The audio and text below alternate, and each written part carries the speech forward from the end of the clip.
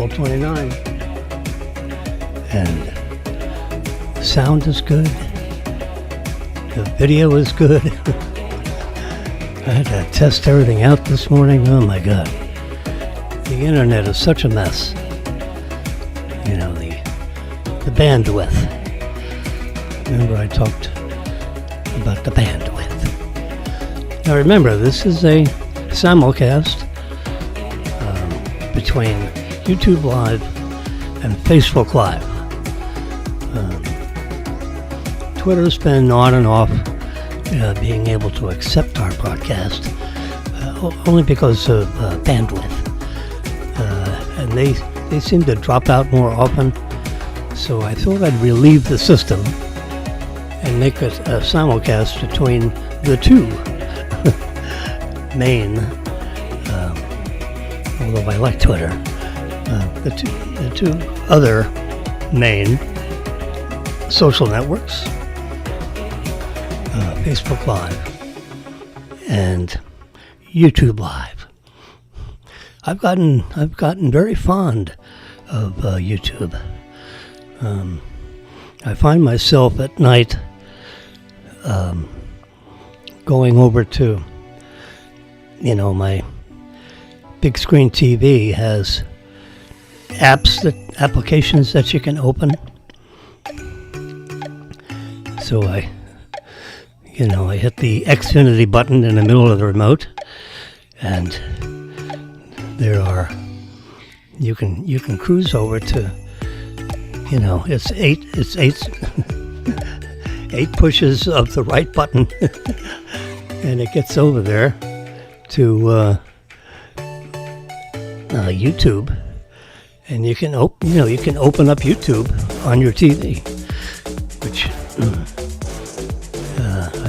I figured that out, like 6 months ago. It's not a big revelation, but YouTube has a lot of stuff on it. I mean, it's unbelievable. All the different programming that you can find on YouTube. Not to mention this broadcast. I've got over 400 episodes. Some are more interesting than others, depending on your taste. But remember, we're having coffee. We should consider this conversation just like having coffee at Denny's. And, we talk about whatever happens to pop into mind. And what reminds me of what's popping into mind is these images. The Apple Watch is coming, under interest by the media, because the Apple Watch, people are figuring out this. People know this, but the media doesn't. That the Apple Watch is quite an interesting device. It's 9:15. You have all the. It's 9:15, by the way. You can see the time up there, right there. Yeah. Here's an expando of the Apple Watch, and this is like a chronograph watch face that you can have on your Apple Watch, and then you can look in the upper left corner and you can see when this image was captured. It's Thursday the 17th, and you look in the upper right and it's 22 degrees Celsius. It's going to have a high of 24 and a low of 12. Whatever country this picture was captured from. And at 59%. I wonder what that means. I don't know exactly what that means. And then on the lower right, You have all the circles for, with your, doing your exercises. So, that's in addition to, about keeping the time, you will. It's good for, tracking all your exercising and so forth. So the Apple Watch, there is a question on whether the Apple Watch this year will resume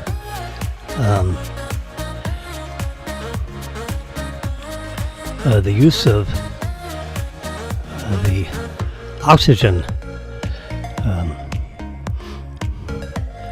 The Apple Watch is capable of tracking your blood oxygen. Now, that's really quite an important thing if you're exercising. It's also a pretty important thing if you're, like 103 years old or 80 in my particular case, 80 plus 1 month, actually.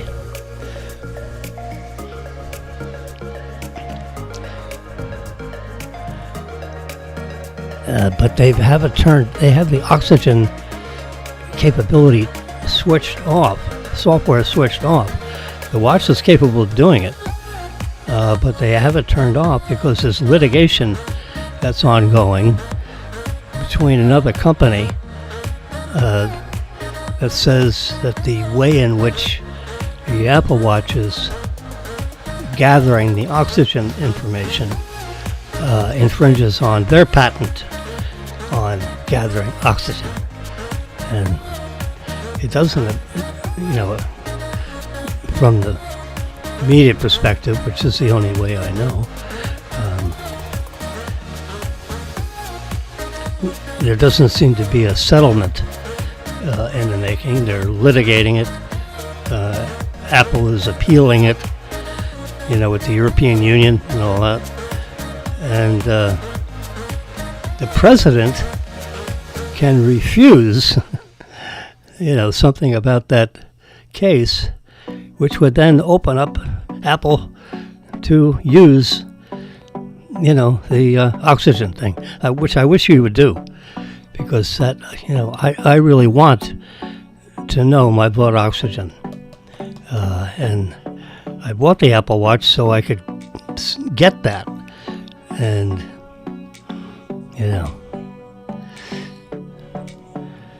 it's turned off. So hopefully with this release in September, they'll turn it back on. But in any event, I have my trusty Apple Watch on right here.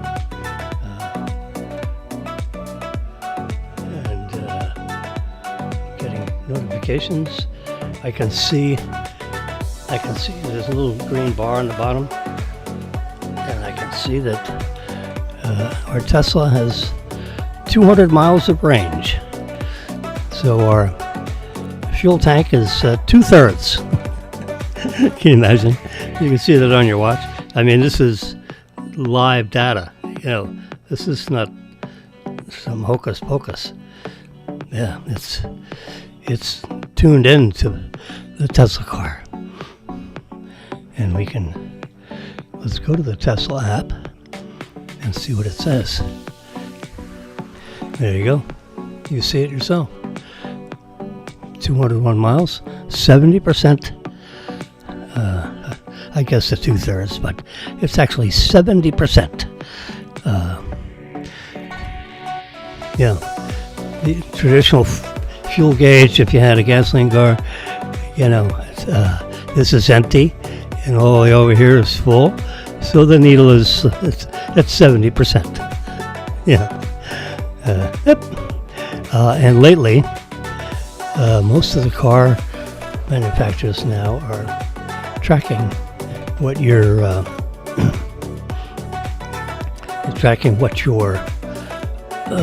miles per gallon is, and then the fuel gauge calculates how many gallons you've got, and then it multiplies one by the other.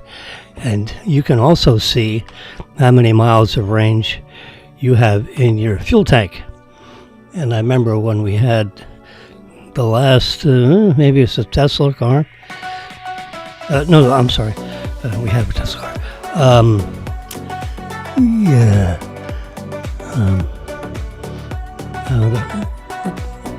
Our last Honda car, Honda Accord, had the fuel gauge. You could switch it to show how many miles you have remaining in your fuel tank of gasoline. There's lots of, we're very fortunate because Dr. Brian paid $2,000. He negotiated with the building owner, manager, to bring electric down the column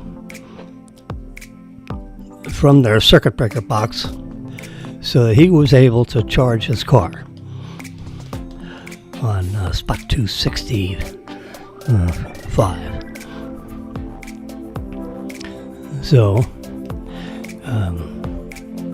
he was happily plugging in his car, and I wrote him a letter and stuck it under his door because he's a neighbor of mine. He lives, we're in 812 and he's a couple of doors down. So I slipped the letter under his door.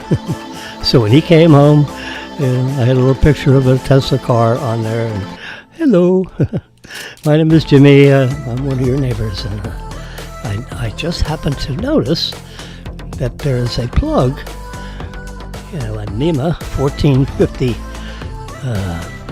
female socket mounted on the back end of the column so no one can see it. I just happened to notice. I looked around and I see this conduit coming down to the column, and then I looked around the column. I got out of my car and looked around the column. Being the nosy guy I am, there was no car in the spot. And look at there's a NEMA 1450 plug. And then, a couple of weeks later, I see you plugged in, and you're not plugged in, you're plugged in, not plugged in. So I wrote him a letter and said, hey, Dr. Brian, would you mind if I shared this plug when you're not plugged in? And if I happen to be plugged in and you need to be plugged in, please unplug me. Here's my cell number. Just let me know you've unplugged me so I can secure my wire. I don't want someone walking off with it. And he said, fine, thank you very much. I see you in the hallway all the time, and goodbye. So that's the way that went for, 3 years. I happened to notice this right before we acquired the first Tesla that we had. So this is 2021 story. So now here we are, 2025. It turns out that he bought a different car that's not electric. A Genesis SUV. And so I said, well, doctor, I have got the world's best parking spot in this garage. It's spot number, and I said, how about if we swap spots? Since you don't need to plug in, and I need to plug in because I have a brand new Model Y, you can use my spot, and I'll use your spot, and we'll be happy ever after. And he said, fine. I said, fine. I think he said, just let's keep this unofficial. We don't have to notify anybody. Let's just do it. There's a Tesla in the spot, and my Genesis will be in your spot. And who knows, we both have parking stickers, that the building has handed out to us. And we'll just leave it this way until, someone raises the question. So we've been parking in his spot, and we can plug in. We plug in like every other day or every third day, depending on how much mileage. Every once in a while, Marilyn has to drive up to a meeting up in West Palm Beach to meet with the commercial packers, and which is a good meeting. She likes the meeting, and so that's a 60-mile round trip, so that adds a little miles, and so that would be an occasion where we would plug in every other night to accommodate for those extra mileage. So it's probably twice a week, except for 1 week, the first week of the month or whatever, when she goes up to West Palm. Anyway, but it's really nice having a plug right next to your car, and if you need to, so that way, the next morning it takes about 4 or 5 hours to fill up the car. We rarely run the fuel tank down below 30%. That would be very unusual.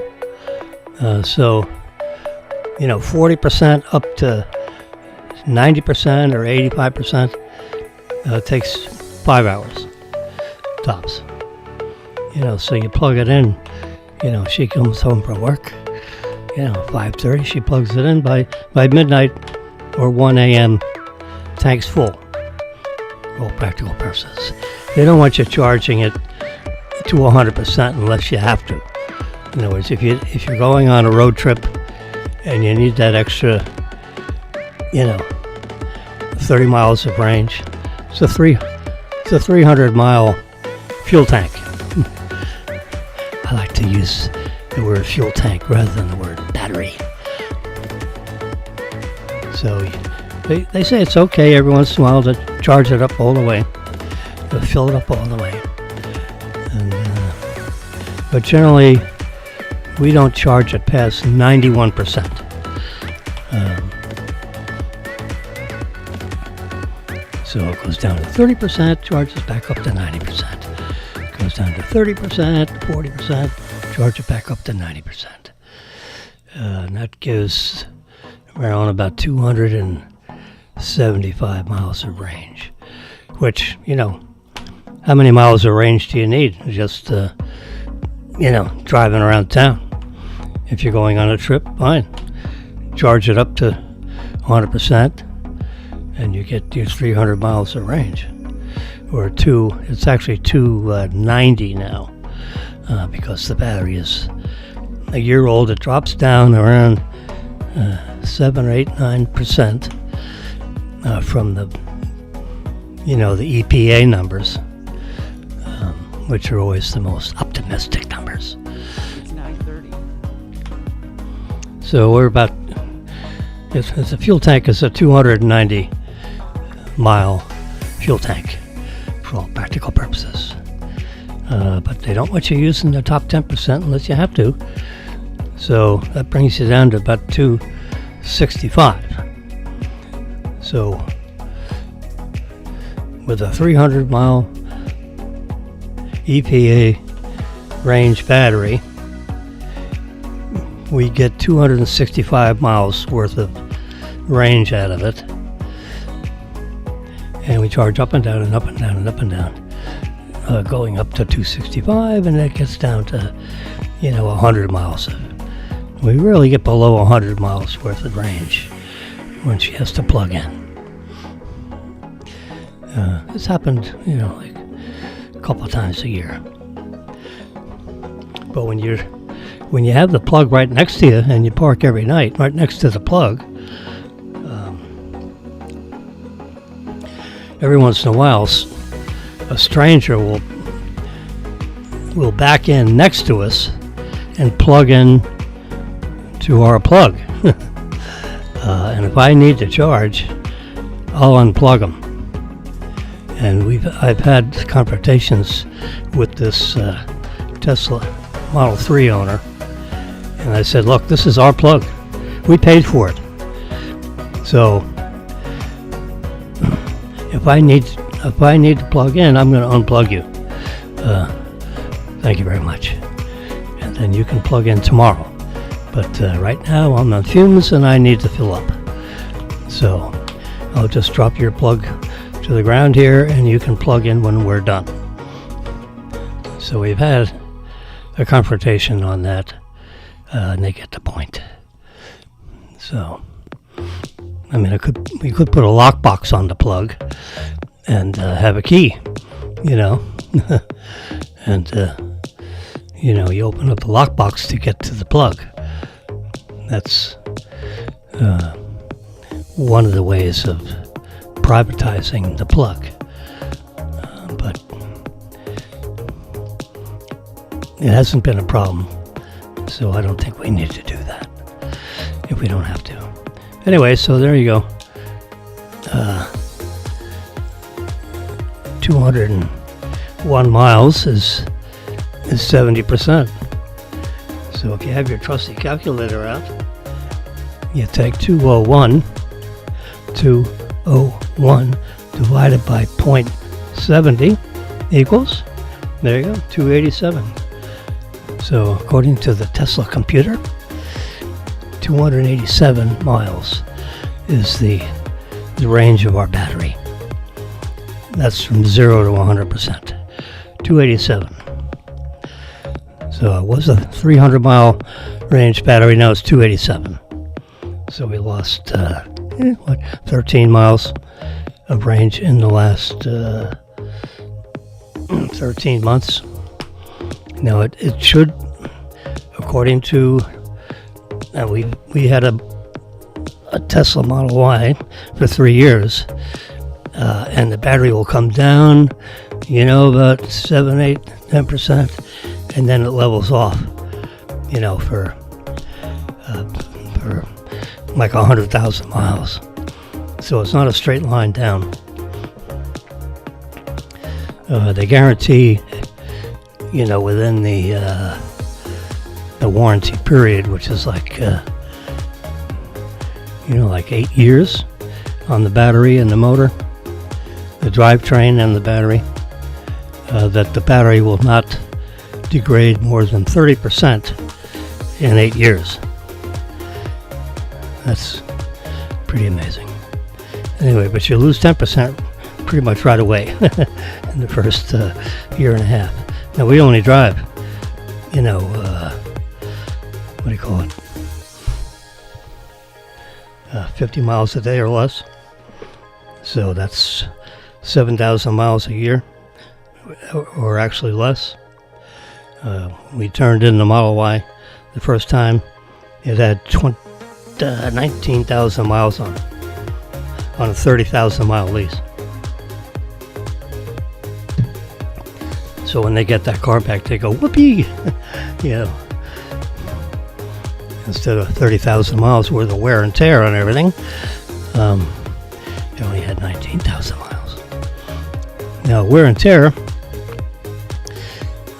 just to carry on the Tesla story, you know what our service expense was on the Tesla driving it for 3 years? 0. Didn't have to go to the service center. No lights ever came on. Knock on wood. Oop, there's a little wood right there. Yeah. There's nothing to service. There's no oil changes. There's no oil filter. There's no radiator. There's no lubrication. The wheels don't get out of balance. The camber and the caster is, the wheels, whether they're pointing in or pointing out, or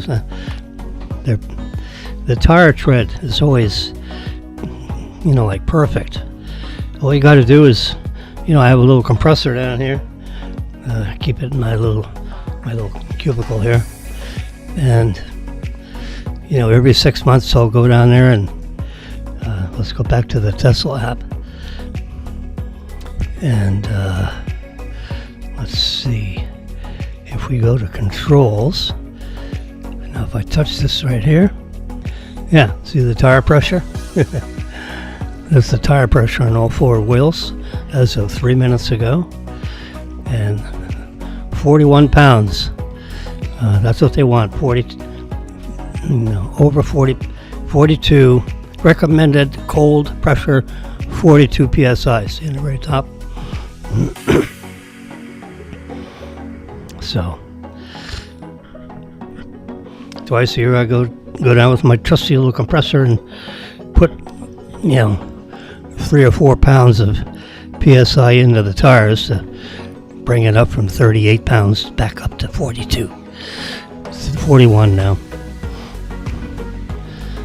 So, but they're big, they're specially designed Tesla tires, Tesla design tires. They have a lot to do with the tread design deals with hydroplaning. So if there's water on the roads, it's raining and the roads are wet, real wet, and the tires won't hydroplane. I've never had such an event, but if people drive on tires that are real old, worn down, with as little or no tread left, they can hydroplane. They literally ride up, on the water if they're going too fast. And of course, then you lose the friction with the road, and you lose your steering, and you can end up in the ditch.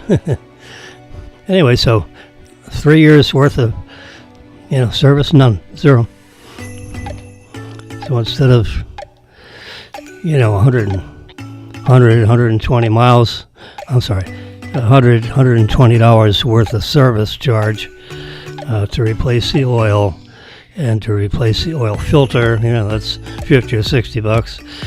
Labor's, 20 or 30, and the oil is 15 or 20. It's up to be $120. There is no such expense. There's nothing to do. How nice is that? Yeah, oh boy. I mean, it's like, there's nothing like it. The car is absolutely, miraculous.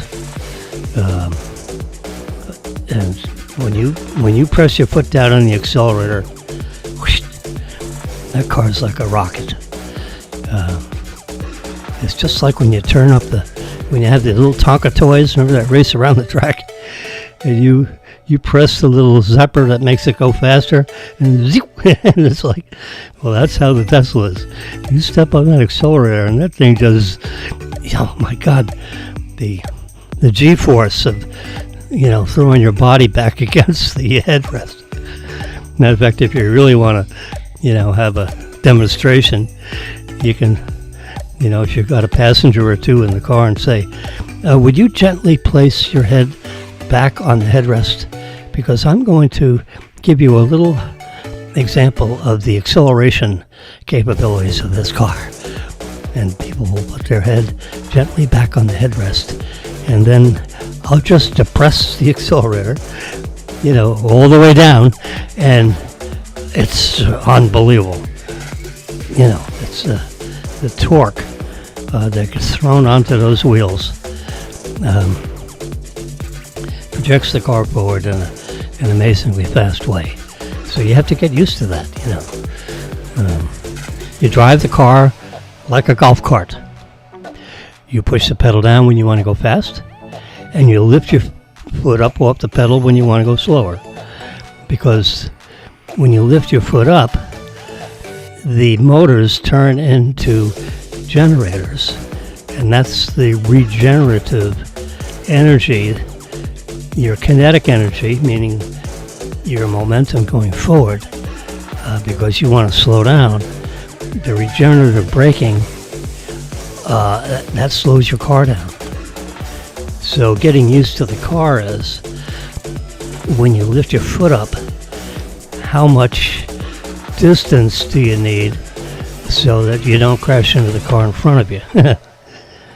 So that's one little thing you have to get used to, is how much braking power is that regenerative braking. And it's pretty good. Software-wise, they've turned that up so that the regenerative braking is a lot stronger as far as slowing the car down than it was, 4 years ago. So what does that mean? You don't need any brake pads, because you rarely ever touch the brakes.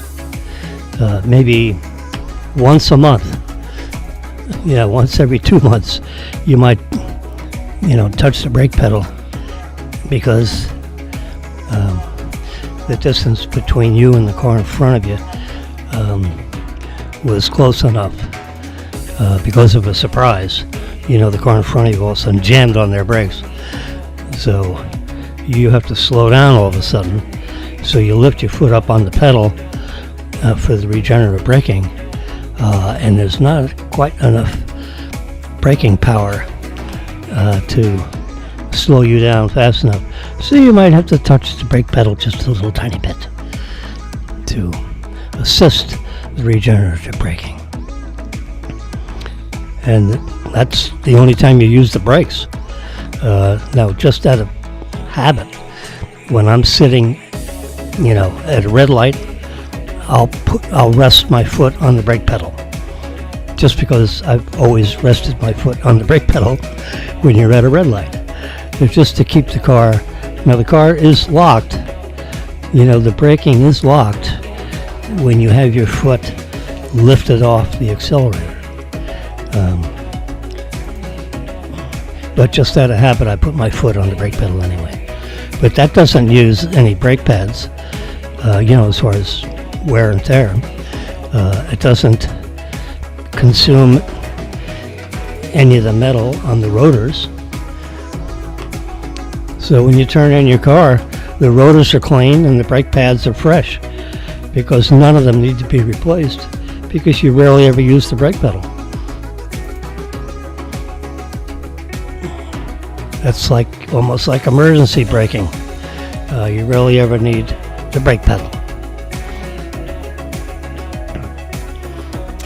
So you'll notice here, software update. There's a software update. You can see it right in the middle there. And release notes. It tells you what is in this update.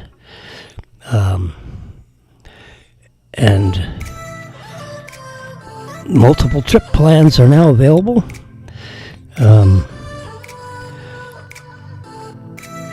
You can avoid highways. You can select to avoid highways if you want to.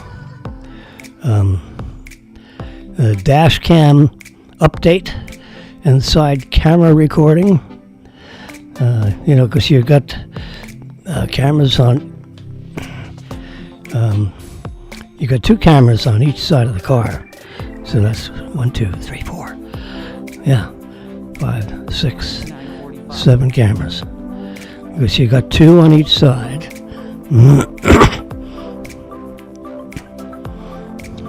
One camera looks straight out, and the other camera looks like back at an angle on each side. So you got 2 cameras on the sides.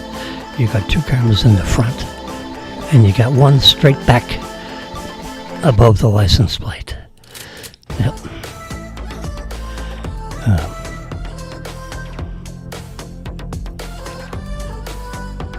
So the update is that your vehicle's side cameras will now be recording to both dash cam and the sentry clips.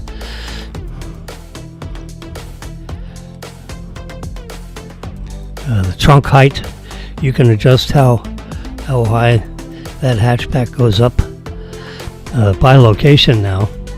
So if you're in a garage that has a limited ceiling, you may want it to only go up this high. But if you're out in the wild, you may want to go all the way up for some reason to get bigger things in there, I guess. So now the trunk will remember where it needs to be low and where it doesn't need to be low.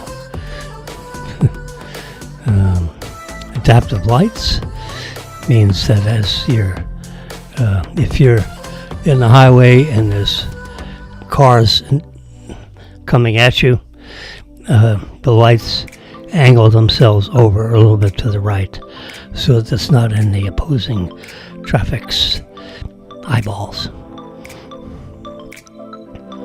Keyboard language. This is just an update. A lot of stuff. Keep accessories powered on. So they've changed it so that if you're plugged in, an item is plugged in, like you're charging, your iPad or something, and then you go and you turn your car off, you go into the store real quickly. So you hide your iPad, you leave it connected. So now when the car goes off, the accessories will stay on, so that your iPad will continue to charge, even though you're in Publix getting some groceries. And there's a switch. You go to controls, charging, keep accessories powered on. And you just click a little switch and that takes care of that. And then there's a whole bunch of little minor updates, which you can see a whole list of stuff here. Under camera, wider view. So that's the update waiting. I have it almost totally downloaded into the car. I got about, there's a bar that goes across the screen, green bar, showing your progress of your download. And because there's no Wi-Fi in the garage, the way in which I get the software into the car is I turn my phone on a hotspot, and then my hotspot is paired to the car, and it can download through my hotspot. Yeah, geez. Crazy, huh? I was, for the first time I had the car 4 years ago, I was like pulling up next to one of our favorite coffee shops, like Sequella. And I parked next to Sequella. And since I knew the password to access the Sequella Wi-Fi, I was parking there to get, what the hell am I doing? I'll just use my own hotspot. So, that's what I do. So, the last time we went to Flakowitz, which is, 5 or 6 miles away, I turned on my hotspot and downloaded about 75% of it. And then, I guess Sunday, when we went down to the Cove, that's about, 7 or 8 mile drive, I turned the hotspot on again and downloaded, like 95% of it. So I got a little bit left, probably 10 minutes worth of download to go. And then that'll be fully downloaded. And then you'll, on this app, it'll ask you when you'd like to, actually execute the update into the software of the car. And you can set a time like 2 a.m. or, do it now. Whenever that process occurs, so the software gets downloaded into a pocket. And then now that software download has not been installed into the software of the car. That's the second step you have to do. These downloads occur every 2 or 3 weeks. It's got all kinds of little nifty things that they add, improve, modify, whatever. So this has, as you see from that list, there's a lot of stuff that's in there. So I want to get that in there. So this weekend, if not sooner, we'll get the rest of that software. And then, 2 a.m. we'll do it. When the packet then gets installed into the whole software suite that's in the computer of the car, it takes the car out of commission for about 25 minutes. So you want to be parked for at least a half hour. You can't use the car, while it goes through that update. By default it says you want to install this at 2 a.m. So then at 2 a.m. it'll install it and be done. And by the next morning, within a half hour of that, it's done. So by 2:30 a.m. your car is available to drive. But it's out of commission for about 25-30 minutes. And it tells you how long your car will be out of commission, so to speak. So that's the last little tidbit on Teslas.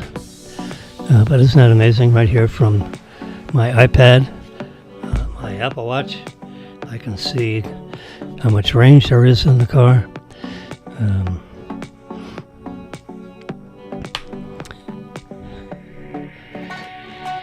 So now we're going to go back to the picture library. We talked about the Apple Watch. Apparently, Apple came out with these goggles so that, it's like Apple Vision or something. And you see your, so if you have, your home page on your iPad, for example. So here's my home page on my iPad. Now, if you have these goggles on, all these icons and so forth will be projected on these goggles.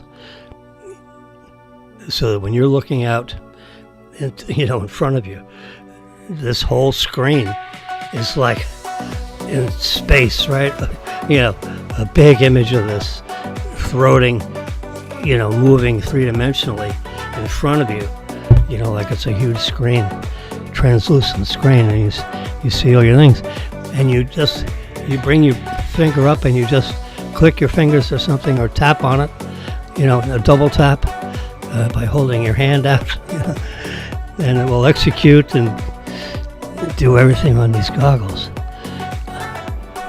So I guess for gamers, that's a big deal. Surgeons are using that so that when they do their robotic surgeries, a lot of surgeons are using robotics to perform like hysterectomies and things dealing with your kidneys or whatever internal organs, because they just have a couple,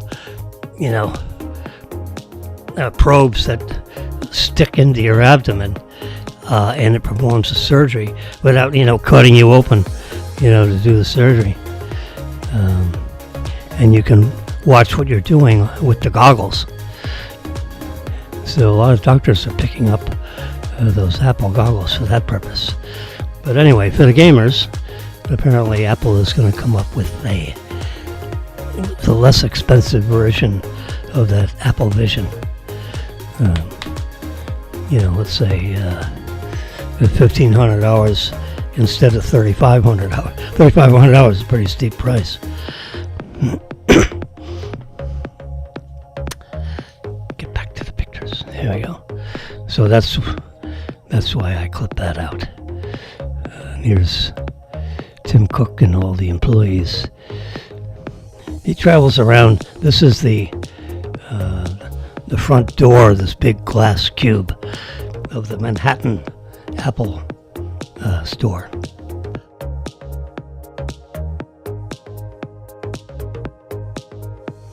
I haven't been in an Apple store in years. I get their products all the time. I update to the new phones almost every year. I'll probably be doing it again this year. It's hard to imagine. The last time I got a new iPhone, which was September of last year, I was saying, why would you ever want to update the phone? This thing has got everything. But they always come out with a couple of other things that that draw you into. AT&T has a plan. So instead of you buying the phone, they'll buy the phone, and you sign a contract electronically where you agree to pay them 1/36. So, you just divide the price of the phone by 36, and it's about $50. So you pay them $50 a month as an installment payment. There's no interest. So why shell out, $1,800? Let AT&T shell out the $1,800, and you just pay them 1/36. So after 36 months, the phone is yours if you keep it for the full 3 years. But they allow you, if you're in this plan, you can turn the phone in anytime after the 12th month. So in the 12th month, you turn the phone in. When the new model comes, you return the iPhone 16 to them, and you get the shipment of the iPhone 17, and then you got 2 weeks to make sure everything's okay, and then you send back the other one. If you don't send back the other one, they're going to charge you the balance that's left on your original contract for your iPhone 16. And then you end up with 2 phones. One that works with the phone number, and the old one, the iPhone 16, in which the SIM card, electronic SIM, is actually moved to the new phone. So you'll have full operation of the other one, except for making phone calls. If you want to use, you want to get a second number for the older phone, you can do that and pay, the expense for an additional telephone line, if you will, for the cell. We've always turned in the phone. I don't need 2 of them. But I can understand why you'd keep one, because the cameras are so outstanding. You just keep the other one just for the cameras, but no, I'm not going to do that.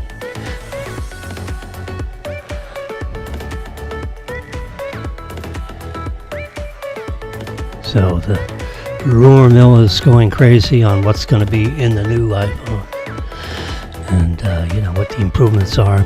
One improvement that has been leaked from reliable some of these Chinese writers, they know what the new phone is going to be like in certain categories, because they have to. What is this? This is April, May, June, July, August, September. It's pencils down on engineering. I mean, they're manufacturing, the supply chain, right now, and assembly is going to begin in May, because then they have May, June, July, August. They've got 4 months to build, 25 million phones, because on release day, whoosh, 20 or 25 million phones go out the door on that Friday, whatever the day that is, in the 3rd week in September. It's not a fixed date. You never know exactly when it is, but generally the first, second, or third week of September, they have their 1 p.m. Eastern Time show, which announces the iPhone 17 in this case. And it's about an hour and a half show, and they go through all the things about it and this and that. Talk about how many units they sold last year, and blah, blah, blah. Some little commercial on how well they did last year in the various departments. And so anyway, that show is like somewhere between September 5 and September 12, let's say, somewhere in that period. And then 7 or 8 or 9 days after that, the phone is released. But one of the rumors that has been confirmed by several other sources is that, right now the iPhone 16, as you've seen, has these 3 cameras, which you can see a reflection right here as I put this camera up for you to see. Right there, and you see there's 3 cameras. The very top white thing, that's the flash, and the little disc below the 3 cameras is LiDAR, which is a light emitting laser array thing that lights up your room and spatially tells how far things are away from the camera. And like if you were going to put a couch, somewhere in there, you could, the LiDAR assists in that demonstration of whether the couch would fit in the space you have intended. I did that with my big TV on the wall. Yes, sir. And that whole projection of seeing how an 85-inch TV would fit on my wall. It's, I did it right here on the iPhone. But anyway, the big reveal for the new iPhone 17 is that, anyway, for the 2 of the 3 cameras have, 45 megapixel imagers associated with the cameras. But the middle camera, which is the one connected to the pentaprism, the 5x optical zoom arrangement that they have, that imager is going to go from 12 megapixels to 45 megapixels. So now all 3 cameras will each have their own 45 million pixel imager associated with that lens system. How crazy is that? So the detail when you take, so now you got a 5x optical zoom. I mean, I take pictures of the moon all the time, full moon, and now the imager is going to go from 12 million pixels to 45 million pixels. So taking pictures of the planetary situation, the moon in particular, should be interesting to see how good that picture could be. Yeah. Just took a little sip of my warm coffee. Time now is, you can see right over there, 10:05. You can see right here. If you can see that, it's, let me go full screen on that. Right over in this corner, you see where my finger's pointing, it says 55. And that means, let's go back to the other, we gotta switch them, gosh darn it. Swap cameras. There we go, I like to stay on the right side. So this, we'll squish this down a little bit and we'll expand this a little bit. There we go, that's a little bit better. That's the elapsed time. We've been on the air for 56 minutes and 5 seconds. Exactly. So we know the time of day, and we know the elapsed time. and it's counting in tenths of a second. So be careful. No, it doesn't have to count in tenths of a second, but it does. You can play back this broadcast, real slow, and you can see those little tenths of a second. So you can mark the tape and say, well, the 56th minute and the 43rd second, 0.8, he came out with a bad word. I don't like to do bad words. So the Treasury Secretary Bissett was, they had a special 8:30 a.m. version of the White House press secretary, broadcasting from the White House, and the special guest of the press secretary was Secretary of the Treasury, and the audience of 40 or 45 press people that have credentials to sit in for the briefings that are basically every day, except when they travel.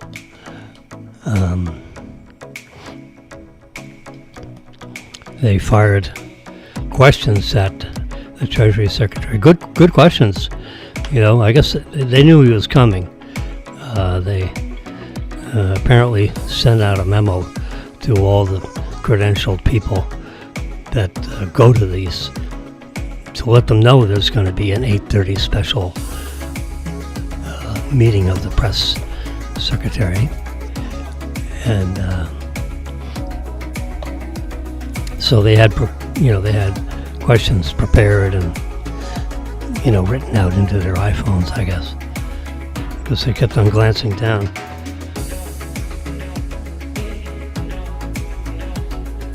And they didn't seem to be glancing down at paper. There wasn't a lot of paper shuffling. So, they read it off their phone. Some prepared questions. So, they raise their hands and they get called on. And it was a 40-minute exchange.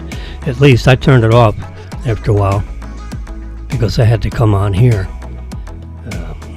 I wanted to, come on here at 9:00, but I was a little late, because I watched an extra 4 or 5 minutes. 4 minutes. I was all set to go at like 7:30 this morning. I set everything up. I did all my internet tests to make sure I had enough bandwidth, and so that keeps your brain going. When you get to be 103 or 80 in my case. So if you have something like this, an obligation every day, which I have an obligation every day at 9 o'clock, I found a time that seems to satisfy everybody, both of you. Hey, Howard, how you doing? I have a good friend of mine, Howard. He's out there. He's out there in TV land somewhere. Every once in a while when I go through Plikowitz, he'll call me over and say, hey, I just heard you on the... So I walked over to him a couple of days ago, last Saturday. I said, hey, I hope you're paying attention to my broadcast. I expect you to send me a text question. Ask me something. And it will pop up on my screen, and I'll keep it private, but answer your question. Yeah, you can do that right now, because you can see up on the top, there you go, 416-561-416-1100. You can call in and talk. You can talk to me privately, and I'll, then talk to everybody else. Or we can just have a open conversation. We're broadcasting from our downtown location. You can call, text, or whatever. And we're broadcasting on YouTube Live and Facebook Live. My handle is the @ FAU4U. And why is it FAU for you? Because I've been on the faculty at FAU for over 20 years. So that was a neat call sign I came up with, like 20 years ago. You see it right there. FAU, the number 4, and then a U. FAU for you. How cool is that? That's my call sign for both Facebook Live and YouTube Live. So you can put that right in the search spot if you're searching for these broadcasts. And there'll be over 400 of them. I've kind of lost count of them. I don't serially number them, like a big network like Fox does. I could, because I put the date and the time up there in the title of each broadcast. So they all have a unique name.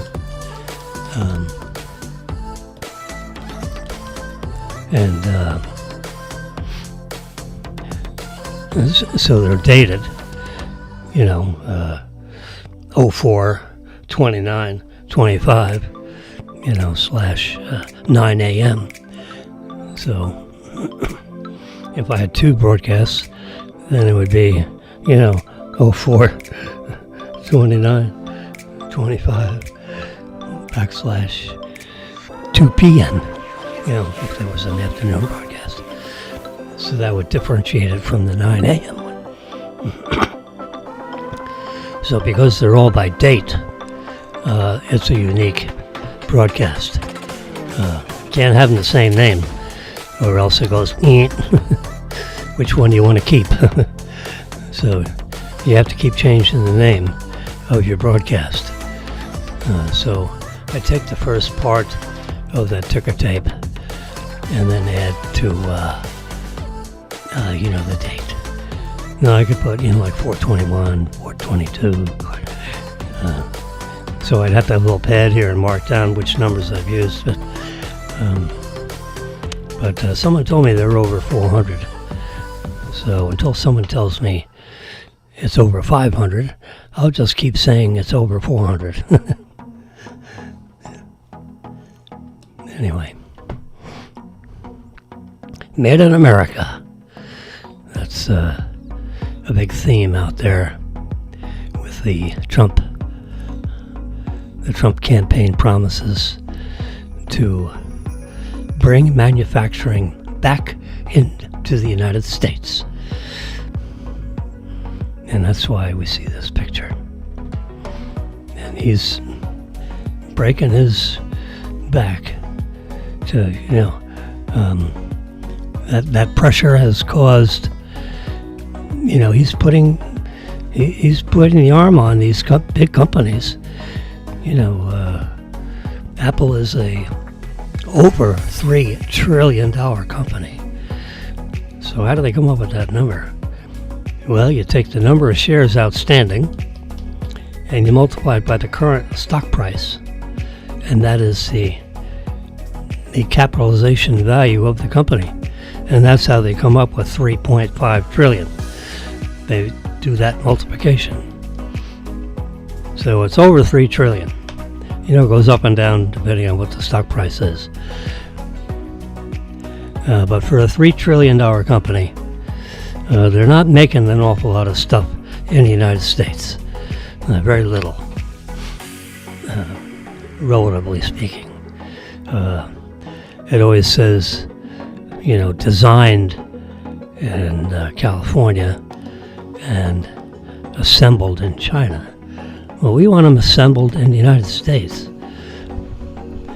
And some people have done a study on what would that cost if they were assembled in the United States. Based on the amount of square footage of space, literally warehouse space, assembly space, dust-free special environment for assembling these these high technology products. No dust. Special. You got to wear outfits. So that the dust from your clothing and dust from your shoes. You got to wear things around your shoes, almost like you're in a surgery setting. You have to wear a mask. You have to have headgear on, and you assemble, products in a dust-free environment when you're putting together these high technology products like iPhones or iPads or MacBook Pros like I have back here. iPad. Magical devices, I must say. I mean, you just think about the thinness of this thing. It connects to this magical keyboard. I think they call it a magic keyboard. And the keyboard is just like you have in a MacBook Pro. It's the same exact feel, the way the keys, depress and the distance that they depress. The feeling of the keys is just like the keyboard on the $4,000 MacBook Pro. But it's in this keyboard case, which closes down like that. Boom. And you walk off with this. Weighs 2 or 3 pounds. 2.5 pounds. 12-hour battery or more. There we go. Anyway, I love the iPad. I had the first one. I had the third one. I don't get every one, but these are old iPads I have up here, and here. You trade them in, I'd only get $150. I said, for $150, I'd rather have the display. This has my countdown timer on it. I can use it. I got photos if I want to look at my photos. Right now, I'm using it for, the elapsed time of this broadcast. And this one I use up here pretty much exclusively for. It's a little bright. Turn the screen brightness down a little bit, so that way you can, so you can see that better. It's a delayed broadcast of whatever channel you want to, kind of see in the very corner there. The system won't allow the, plugging in the network into this for then redistribution. It won't do it. It shows up as a black screen. So, if I got permission from, let's say, Fox News to do that,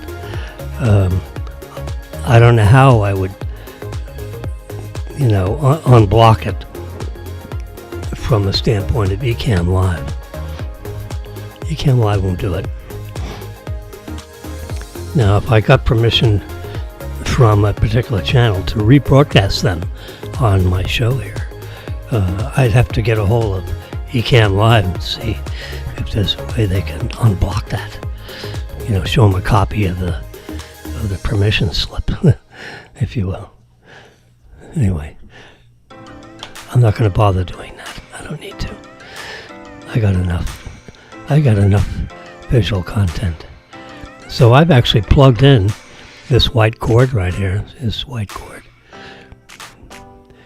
heavy duty cord that contains the signal that's coming out of this iPad.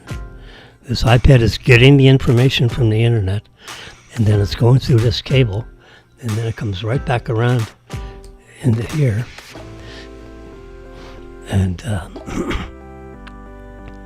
so this looks like a camera.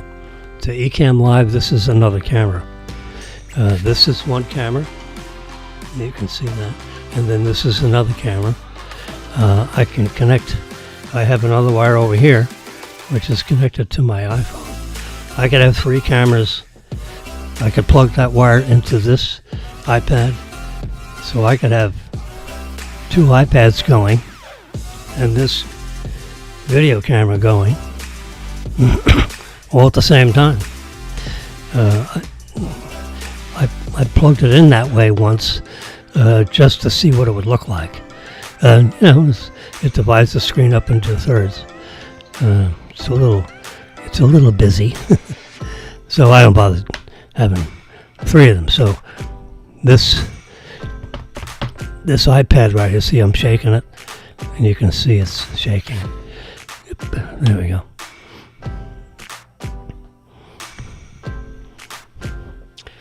So the Whitehall officials pushing for the U.S. Open golf tournament to return to Turnberry. Turnberry used to be the location for the U.S. Open. And because Trump bought it, they went somewhere else, which is, BS.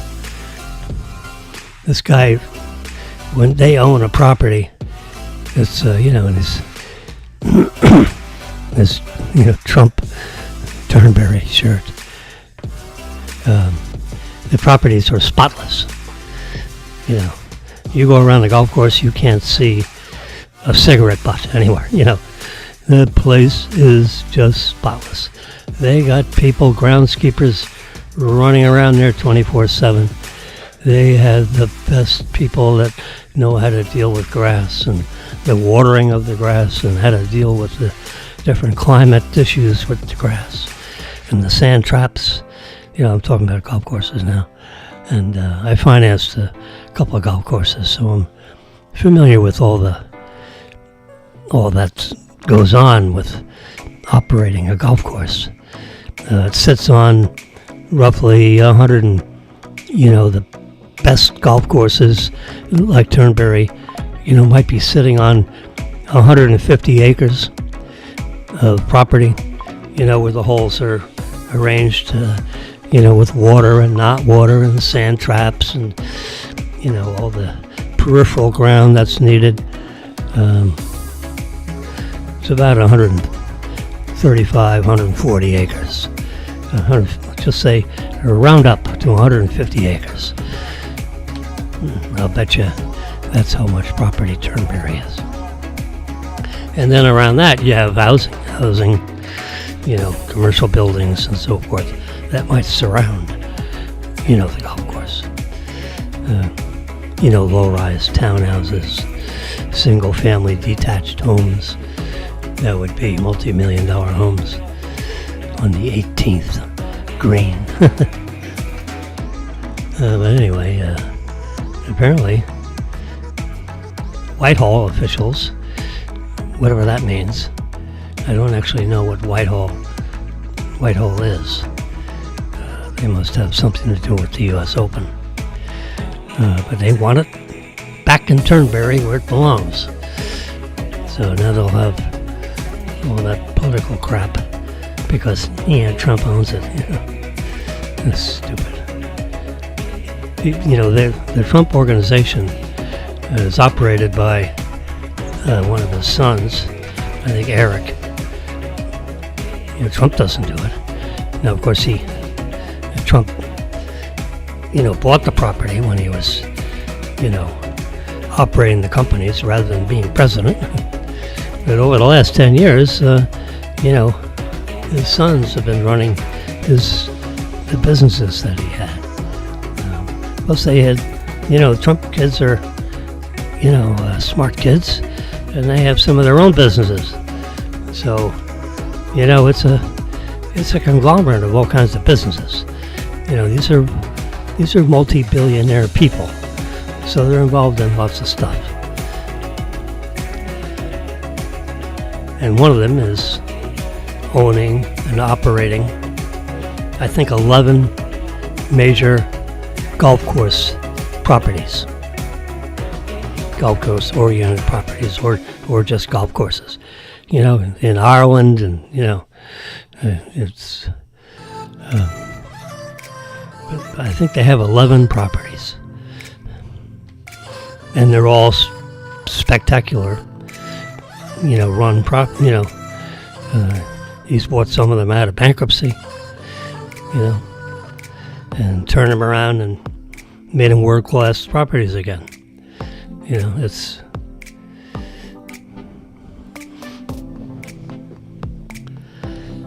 okay. Here's an image. We're switching topics. You're back on the Apple Watch. I'm a big Apple Watch fan. The bracelet that they make is, unbelievable. The way that is. There are copycats out there. They don't make it like this. There's nothing like it. And when you take in a link and add a link, the way it connects together is unbelievable. Anyway, everything about Apple is like pretty unbelievable.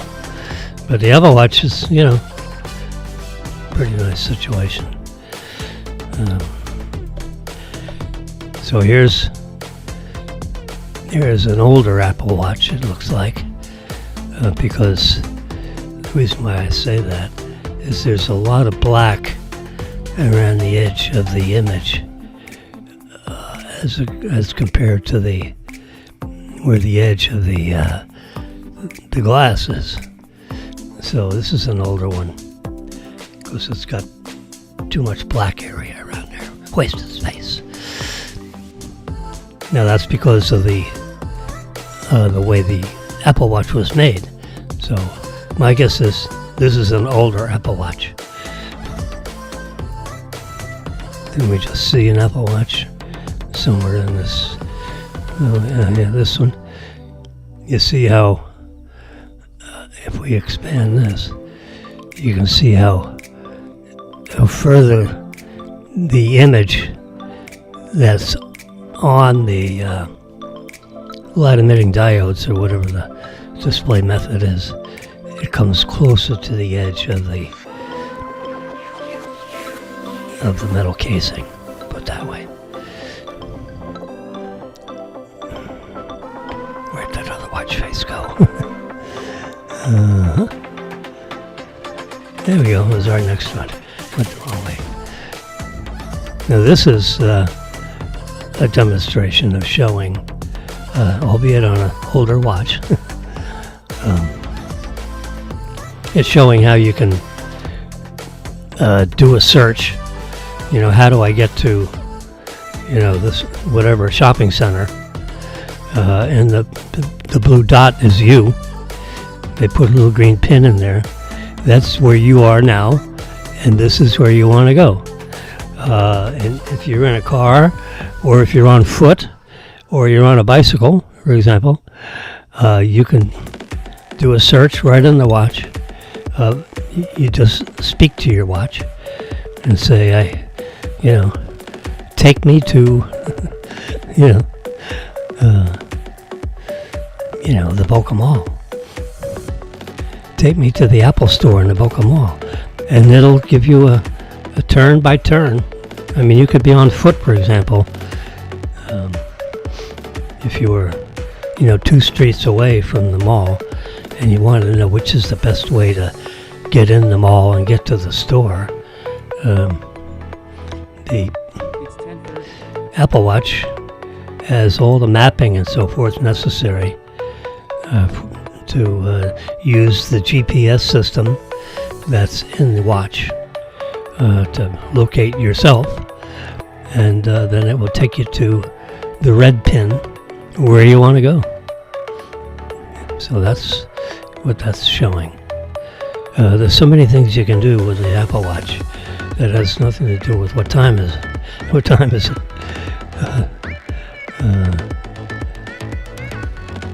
I was suggesting to one of my customers, is that the best one? I thought I had a new one. Oh, here it is. This is it right here. I needed a cost breakdown. He built a house for $3 million, round numbers. And I said, I need a cost breakdown. because you just built it. So, look at your contractor plans and so forth, and this is your land cost, your legal cost, your so forth. So the top is your land, the middle is your hard cost, and then here's the soft cost. We don't need to see plumbing and all that. Just how much it costs to build a whole house, and you have a little contingency fee in there, so that's your total cost. And then here's all your soft costs. Your buildings, your permits, your financing fees, if any. That might be zeros since you built it out of pocket. And any operating expenses you want to throw in there.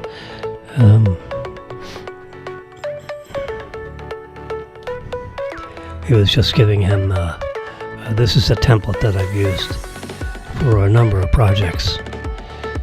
Yeah. So I sent him that template this morning. I just found it. I've had it, I just didn't think of getting it. But better late than never. Before I just sent him a terrible one a couple of days ago. And I said, well, what am I doing that? I have the world's best template for this. Go for this one. There we go. All right, let's see what's going on with the radar. This is live. I have it tuned into Augusta, Georgia, because they were playing the Masters. Right, we'll come down here. There we go, where we live. There's the blue dot. And let's see what comes up with the clouds. Anything? No, it looks pretty clear. Pretty clear. You can see the direction of the winds. If you can see that. The little path of this flow. Yep. There's Boca Raton. This is exactly where I am, by the way. This little blue dot. If I keep on zeroing in, like we're going to land an airplane. There we go. That's where we are. Right where the crosshairs are. Boca Raton. South of Federal Highway. South of Palmetto Park Road and east of Federal Highway. In that quadrant, the southeast corner, almost. We're not exactly on the corner. 2 buildings south and 1 building east of Federal. Anyway, so the weather looks good. Yep, nothing in the sky. Beautiful day. I can tell from what's coming in the windows. Let's look at other parts of the country.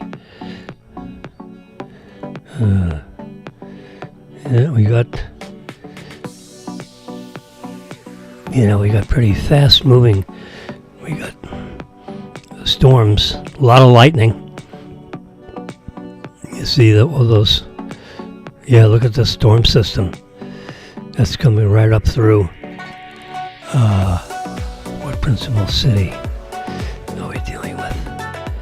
Sulphur Springs, Fort Smith. Where are we? I gotta pull back a little bit. It's north of Little Rock, Arkansas.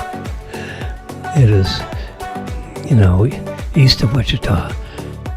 Heading for St. Louis. It looks like it's a direct. You can see all the storm stuff. Those squares and triangles. Those are tornado places, that are prime for tornadoes. And you can see it's rushing towards St. Louis. There's a little marker there, 38 miles an hour. It looks like it's headed right for St. Louis.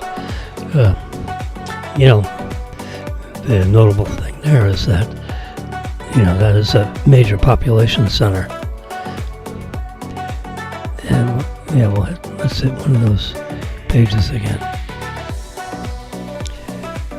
Severe thunderstorm watch. Urgent, immediate broadcast requested. Severe thunderstorm watch, number 186.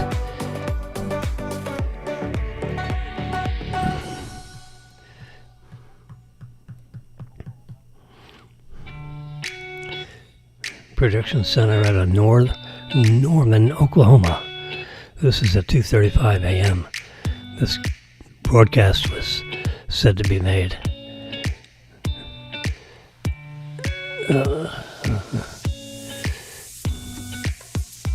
Hail. Very large hail events.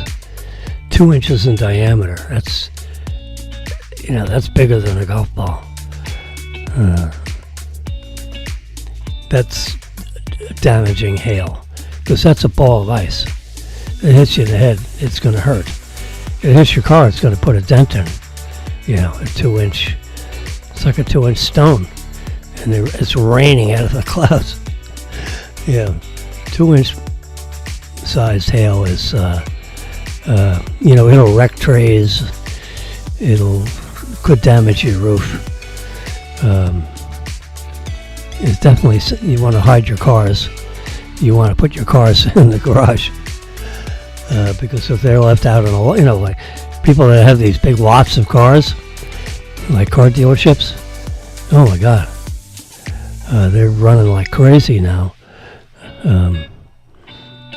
In the entire St. Louis area, trying to protect the inventory of cars that they have. So they're trying to garage them as fast as they possibly can, or put tarps or something on the cars to hopefully shelter them from the hail, minimize the denting if possible.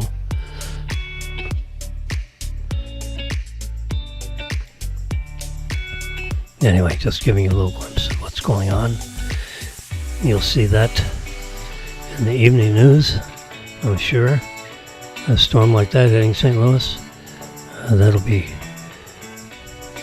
some news out of that tonight at 6 p.m.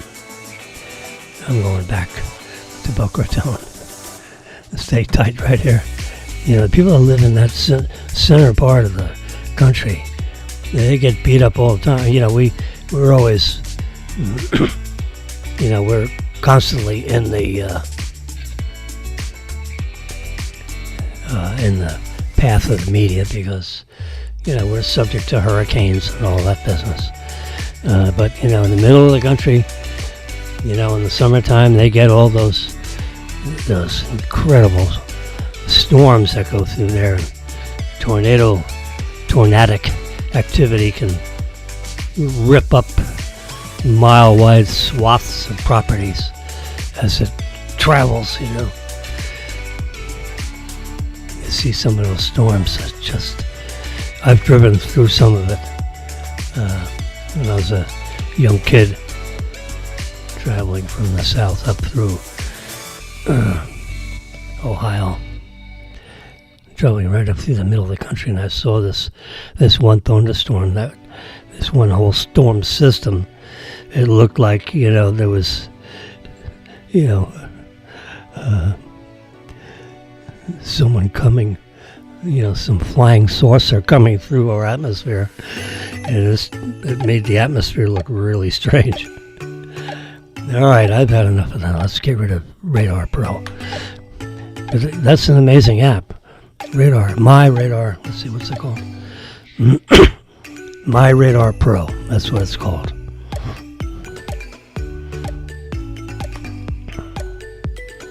It's a free app, which you can load on your iPhone or your iPad. And if you want, to turn on a couple of extra features, it might charge you $10 or something. It's not, the reason they can offer, some of these things at such a reasonable or no cost is that they're tens of millions of people that have signed on to these apps, that download and use these applications, little programs that are run on their iPads or their iPhones or their MacBooks. And, there might be a feature that costs them hundreds of thousands of dollars to develop, with software engineering. And they offer it to you for, like $7.50, $7.50, which is like crazy price, but they have tens of millions of people, and some small percentage of them, take advantage of that particular feature that eventually reimburses my Radar Pro folks for their efforts. But that's exactly why the pricing can be the way it is. Back in the old days, before iPads, which is, only 12 years ago. 12 years ago, there wasn't, or let's say 15 years ago, there wasn't iPads. They weren't iPhones, they weren't iPads.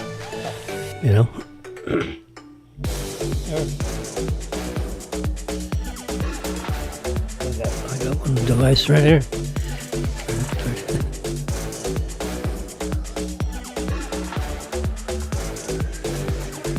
Back before the iPhone. This is like 1985.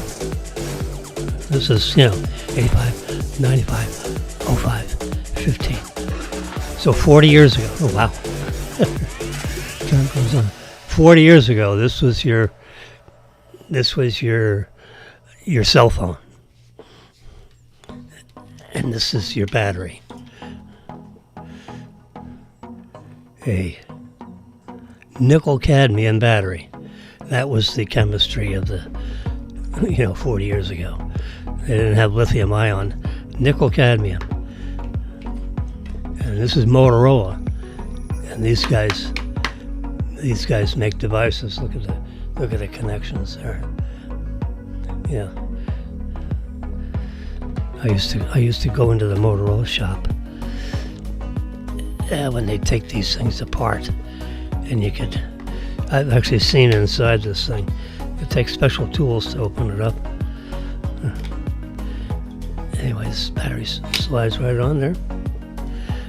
It's not charged. A couple of years ago, it would take a charge. I don't know if it will or now or not. That's the contacts in the back of the battery for charging it. This cost me when I was with South Coast in Tampa with Curtis Crenshaw, and I bought two of these, one for him and one for me, with the car kit. So that, you'd take this part off and you'd slide this right in under your dashboard, and it would connect into a handset in the car, so you'd pick up, so you could answer calls, make calls. It connected to an antenna, so you'd see this little short, like stainless steel chrome antenna that pop up out of the middle of the trunk of your car. That all got wired right in. I took it in somewhere and paid like $300 to install it. But this cost, with the installation, $4,000. This was like $3,700, $300 to install it. I have the box that came in. Yeah, that's it.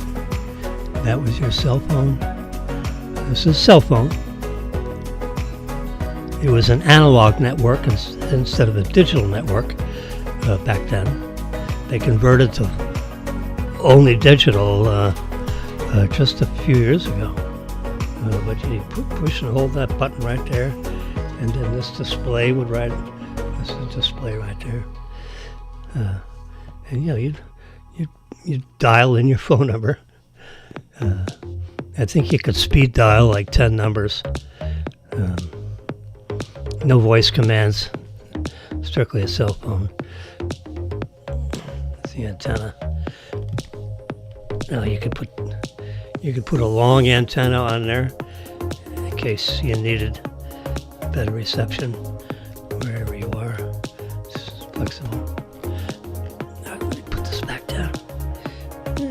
right down there. My little buddy.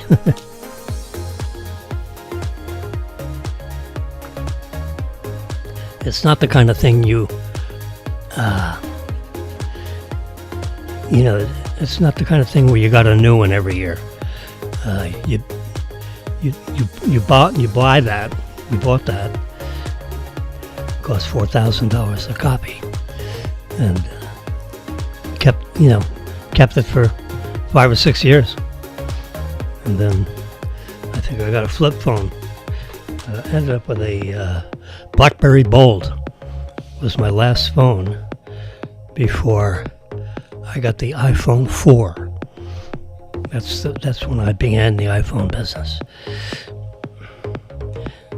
We both switched. I'm the technology guy in the family. So we had a team meeting with Marilyn. And I said, Marilyn, I think we're going to switch from the BlackBerry. I love the BlackBerry Bold.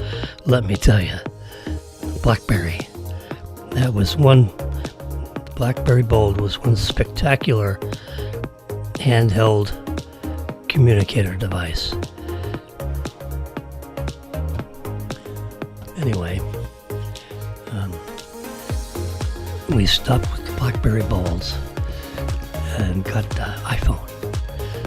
When iPhone came out with the iPhone 4, we did not start off with the original iPhone. One of my clients,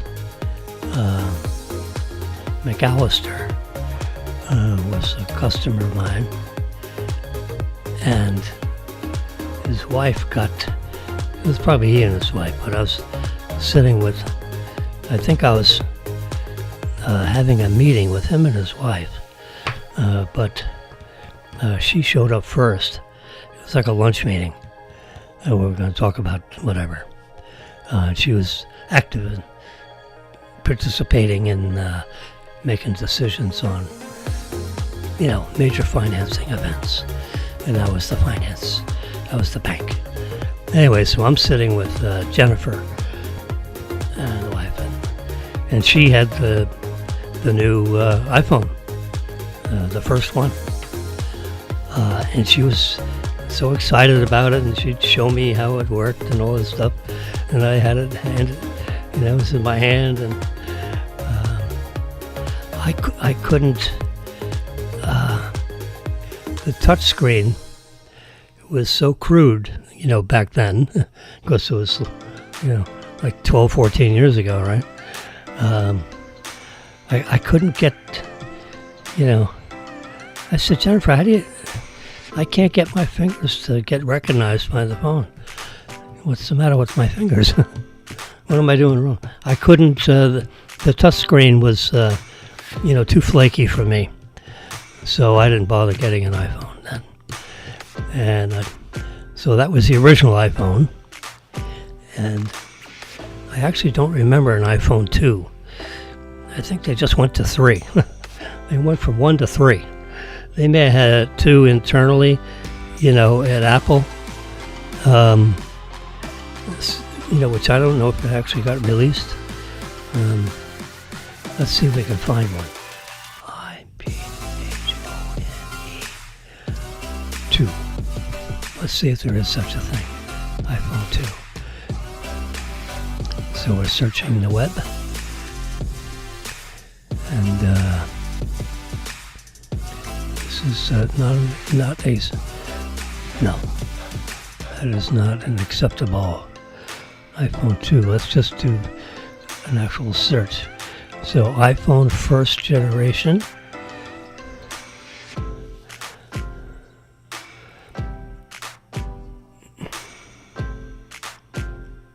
Mm-hmm.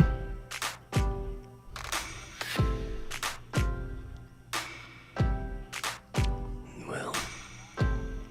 Ooh. Let's look at this one. Touching that. So you can see, look at that.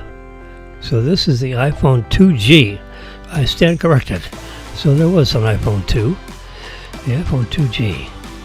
It was, it was quickly succeeded by an iPhone 3. I don't think this stayed outstanding for too long. But if you want a brand new one, brand new years ago, in other words, this is an unopened, sealed iPhone 2G with 4 gigabytes of memory, an AT&T phone, never been opened, for $320,000 on eBay. Free delivery, by the way. Now this is the one, the first generation. Now this is an old one, so you can buy this for $100. Let's touch that. So here are different pictures. There's the back. There's the sides. Left side, right side. There's the top. And, they're showing all the, that's the, where it connects. The 30-pin connector. That's what the screen looks like. And, yeah, it looks pretty clean. Fully working Apple 2G, first generation, unlocked phone, used. You can buy that for $97. $5 delivery, $7 tax. Total price. That looks like a view details. Let's go to details. Yeah, that looks like a pretty. I have an eBay account, so that looks. If you're into collecting things, which I sort of am. You saw. I have my $4,000.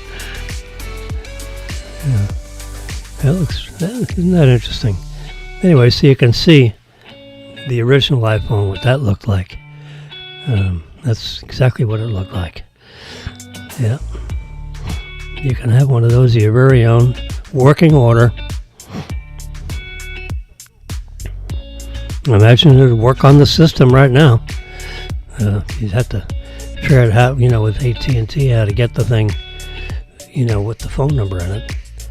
I don't think you can have your one phone number in 2 different devices.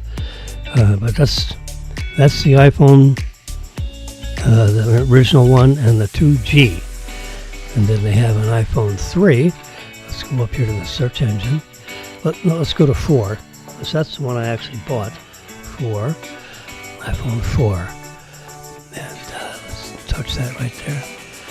So this is the 4. They changed the screen design.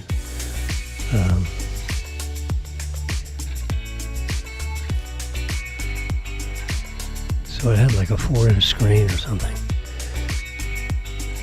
Coincidentally. Yep, so you had a glass front, a glass back, and the stainless steel band all the way around. That's what it looked like. And you had this 4-inch screen in the middle. You can see on that right there with the home button.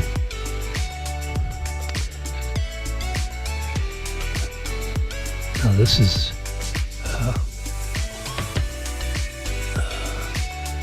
a picture right out of, like from the Apple site. It's not necessarily let's see what this one looks like. Because they usually take pictures, or at least when I sell stuff on eBay, highlighting any, bad parts of it. Because you don't want someone to buy the device and they get it and they say, "Oh my God, look at this!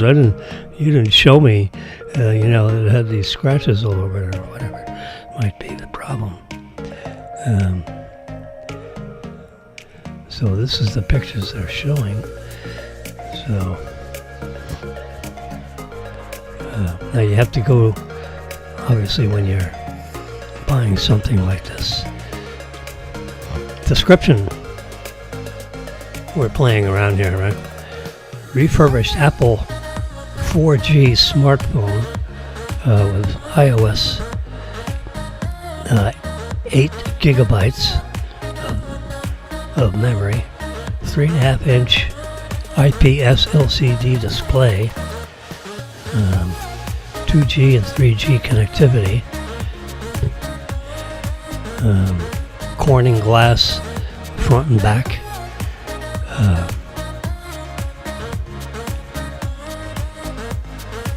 and see full description. Let's do that.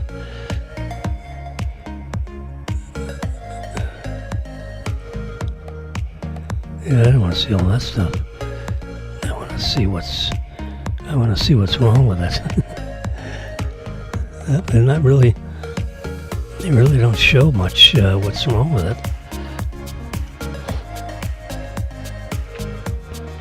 it. It's shipping from China.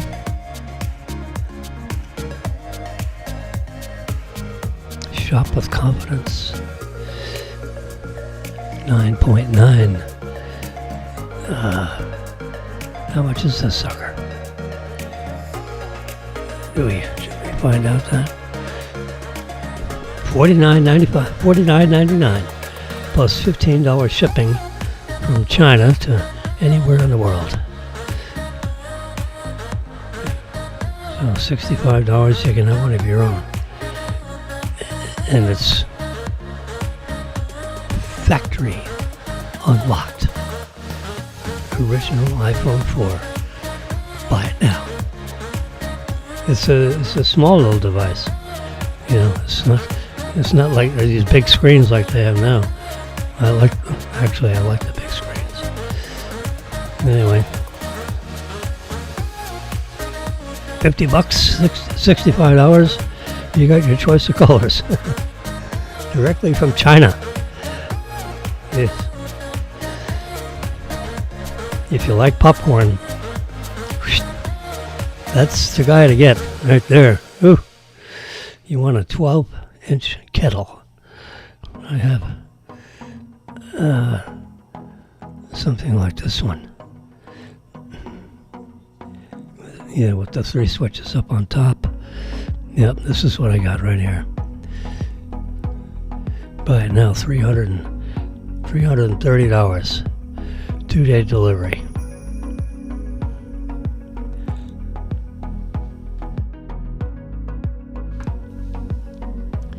We make popcorn like 3 or 4 times a week.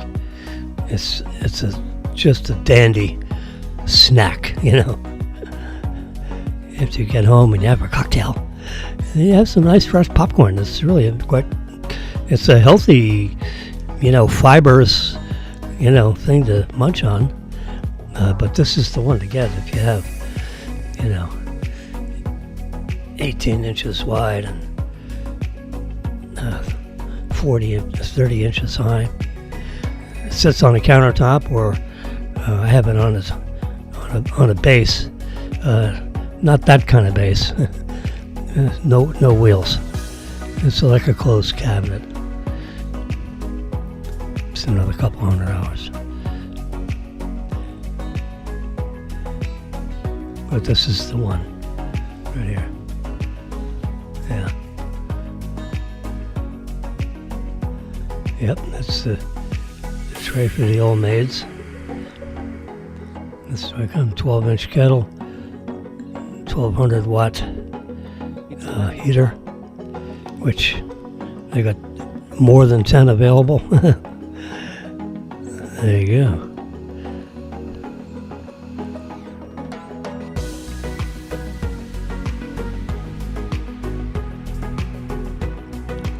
There's a company out in Iowa or someplace that used to make these. I don't know if they still do, but the Chinese have basically put them out of business. And it's all solid stainless steel or glass. You got glass and stainless steel. This is all stainless steel.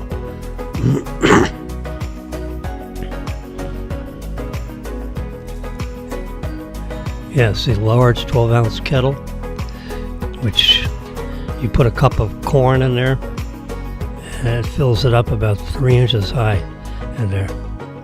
You do it twice, and it'll fill it up halfway. Yeah, there it is. That's it right there. that would be a full cup of corn. That's a lot of popcorn.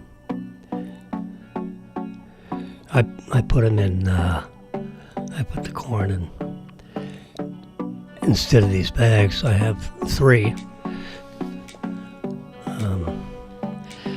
empty tea tins. They're about this big. They're, like 6 inches by 6 inches by 8 inches tall with a lid. And I put the corn in there. And I can fill 3 of those. And then there's some scattered on the bottom, which would fill another one. So if I had 4 tins, I could fill 4 of them. I only have 3 at the moment. I drink tea often, so I make tea for Maryland, all the time. But this is the guy right here. That's what it looks like, all the different directions. What do they call this? Old Midway. Mine is called something else, but it's it's the exact same thing as this. The 3 switches on the top. The first one turns on the light and the heater underneath the stainless steel tray. The second one starts the rotor, and then the third one turns on the heater. So you put the oil in there, you turn on all 3 switches, you put the oil in there and 4 or 5 kernels of corn, close it up, and when those 2 or 3 kernels pop, you pour the whole cup in there, and like 2 minutes later you got that sucker starts to rock and roll with popcorn. Yeah, there you go. That's the sideways look of this guy. So if you eat a lot of popcorn, this is the way to do it. Forget microwave popcorn. This is just like what you get in a movie theater, except you can see the kettle is not as big. If I go like that, you can't tell whether that's a movie theater one or not. It's the same design. It looks the same. It's just a smaller kettle. Instead of a 12-ounce kettle, it's the ones in the theater, probably 36-ounce kettle. They put in 2 cups of corn at a time instead of 1 cup of corn. There's the old maids, the ones that don't pop, fall through those little holes. See the little holes? So you can move that corn around and all the whole maids go into the drawer underneath. And there's the drawer. Yeah. And the salt that doesn't stick.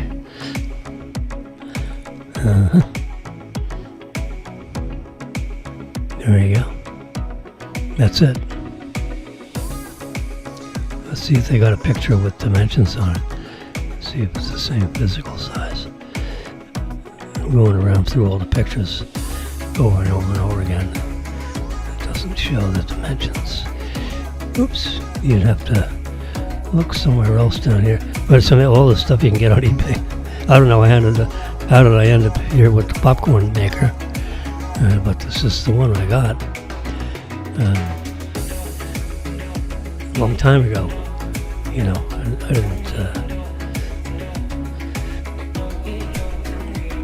I don't know if I paid that much.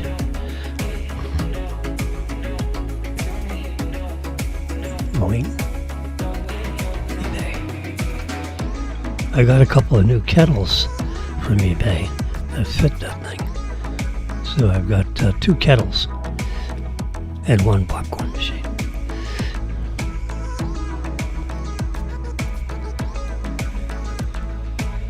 There you go, the iPhones. I was looking at the iPhone 1. There it is. That's it. I'm surprised you can get it for $100. There's someone selling a pre-owned iPhone 2 for $700. We saw you know, for $50. This one right here, $97. Unopened, 300,000. Woo! That's a collector. If you open it up, what do you think the inside? You know, if you never open it up. If you open it up and then you got a big, then it would be an unsealed. That takes a couple $100,000 off the value.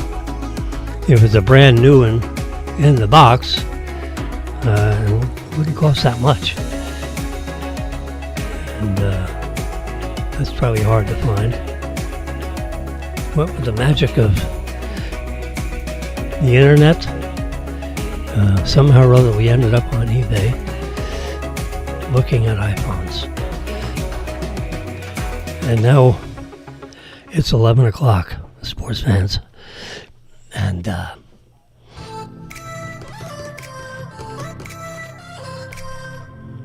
Trump has been in office 100 days.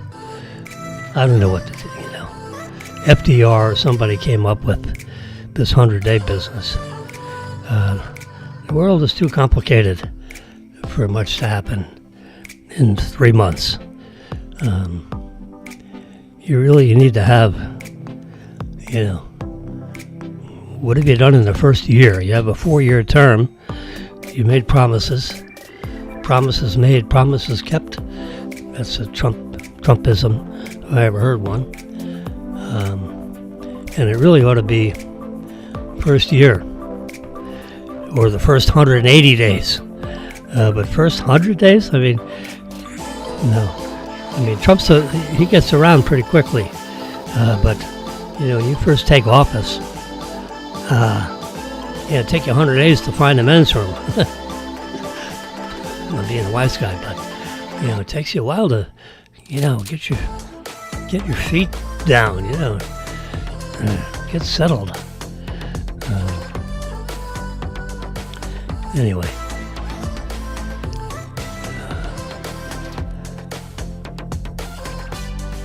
I got a UPS package coming. Check my email. Okay. So, wow, probably must have sent me something back.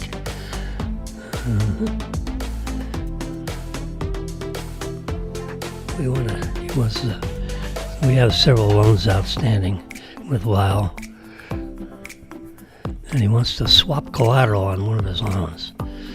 Swap this for that, which I would recommend, actually.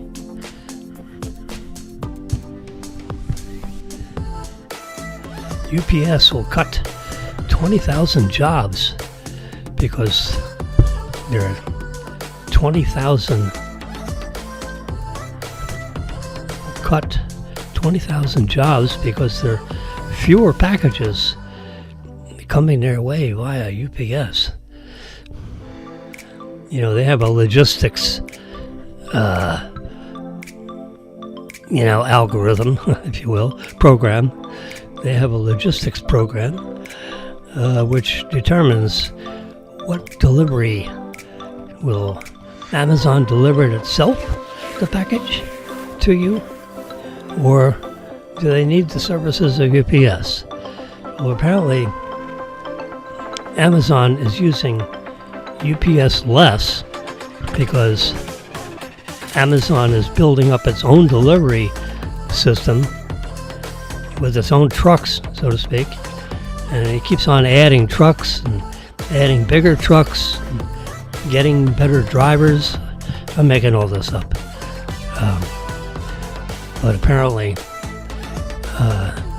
UPS is feeling the effects of Amazon packages aren't coming in the same volume that they used to. So they're having to cut back on their drivers and the people that operate their conveyor belts and so forth. Amazon is becoming,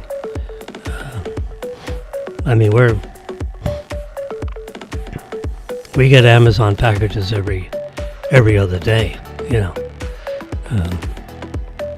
from something, you know. We order all kinds of things from Amazon. I just got a belt.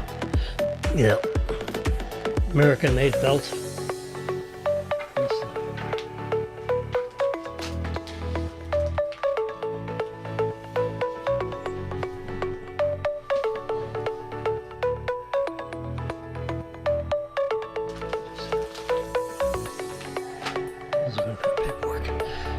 Anyway, just got a new belt from some, made in USA. Just got it yesterday. I got it on. It's a nice belt. I put my own clasp on it, with an American flag or whatever. I got one with Tesla on it. A Tesla belt. Anyway, UPS got back on the jobs. First 100 days of Trump. He's got a lot of things going. He's got all this trade stuff going on. Slide through all this. Go back there. Yeah.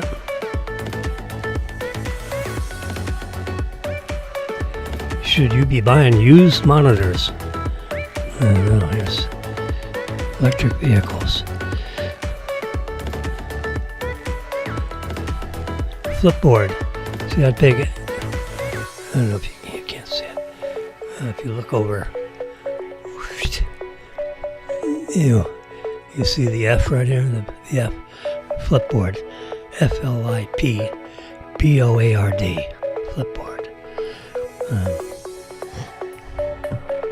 Get that app. I don't think you pay for it. I think it's free. Oh, here's one piece. This is the one. Main Street Forge. I got $5. See, there's the belt. They make wallets. They make all kinds of things. I got that belt I had was an old crappy one. So for $20, I got a new belt. It's not fancy. It's black. Black belt. There you go. Use code $5 at checkout. That's how you redeem this $5. Or you can scan that little thing. It's like I just slipped it under here. There's other paperwork.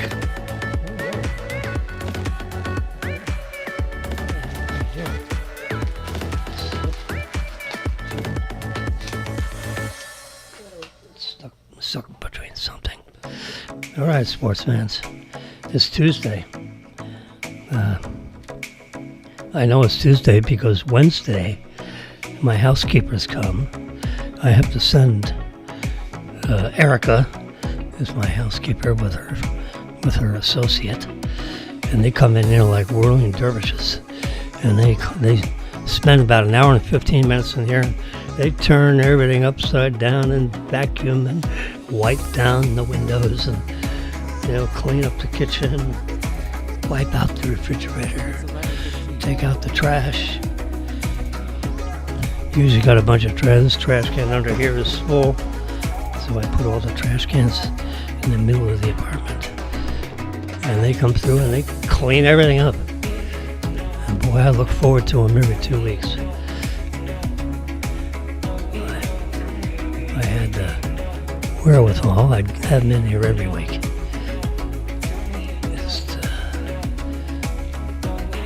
I don't want to spend the extra $200 a month. I'd rather get Tesla's Optimus robot and let him do the vacuuming. Yeah, the Optimus robot. I'll talk about that another day. I've already talked about it last week or so. Tesla has designed. They're on the third generation of making a humanoid stands up about 5'7". It has arms and legs. It has a head with no eyes, no ears, but it has cameras and microphones and speakers. So you can talk to it. It'll talk back.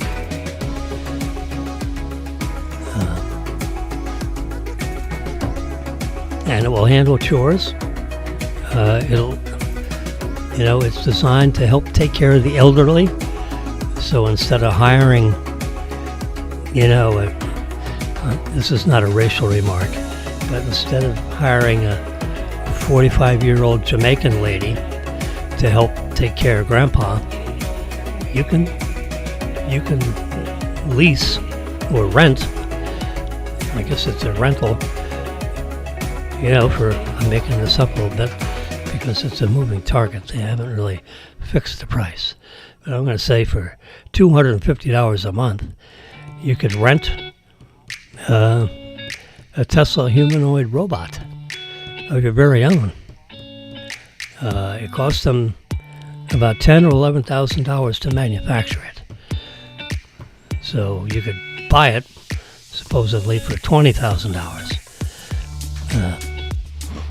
Once they have it ramped up into, where they're making $1 million of them a year, which is, next year or the year after. This is 2025. They'll be making 10,000 of them this year, which will be strictly used in Tesla factories. So they'll have the humanoid robots doing things, manual jobs in the factories that people really don't want to do. It's too boring, too hot, too dangerous. So they'll have the robots work in those positions. They know that because they put people in those roles, and they haven't been happy working those roles. So they'll put the robots in those roles. So whatever the people don't want to do, they'll put the robots in. That'll be the first deployment of the Tesla robots. And then they'll expand the use of the robots. So they'll have 10,000 of them. They'll ship them to Austin.